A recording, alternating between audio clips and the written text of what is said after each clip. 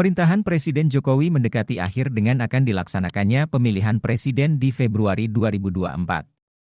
Diketahui Presiden Jokowi menorehkan beberapa prestasi seperti pembangunan infrastruktur seperti jalan tol dan mengembangkan ekonomi dan memulai pembangunan Ibu Kota Negara, IKN.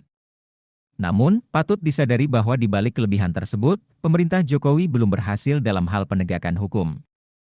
Dilansir dari media online, dalam pemerintahan Jokowi banyak terjadi korupsi dan gratifikasi oleh oknum pejabat bahkan setingkat menteri, dan yang terakhir adalah ditahannya Menkominfo Johnny G. Plate. Hal ini tidak terlepas dari adanya upaya pelemahan KPK. Kurangnya perbaikan hukum dirasakan oleh masyarakat khususnya advokat yang berpraktek hukum. Lemahnya penegakan hukum terjadi karena adanya kejadian tebang pilih dalam penanganan perkara, dan tajamnya hukum ke bawah dan tumpul ke atas, serta adanya penggunaan hukum sebagai alat politik. Hal ini berimbas di takutnya investor asing masuk karena tidak ada kepastian hukum dan adanya mafia hukum. Ujar Kadif Humas LQ Indonesia Law Firm, Advokat Bambang Hartono, SH, MH. Kejadian tebang pilih yang paling jelas terlihat adalah bagaimana dalam kasus Harun Masiku yang diduga melibatkan partai pemerintah, hingga kini Harun Masiku buron dan tidak ditangkap aparat. Sedangkan lawan politik partai pemerintah seperti Johnny G. Plate dengan cepat ditahan. Dalam hal hukum tajam ke bawah dan tumpul ke atas terlihat dari kasus pengacara yang melawan oknum kejaksaan, aduan pengacara Alvin Lim tentang adanya dugaan pemerasan oknum kejaksaan Sru Astuti, tidak ditindaklanjuti dengan benar, bahkan saksi Hadi yang terlibat tidak diperiksa.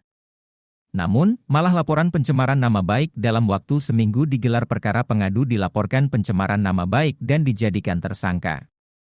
Berita yang viral namun, pemerintah mengabaikan aspirasi masyarakat. Ujar Kadif Humas LQ Indonesia Law Firm, Advokat Bambang Hartono, SH, MH.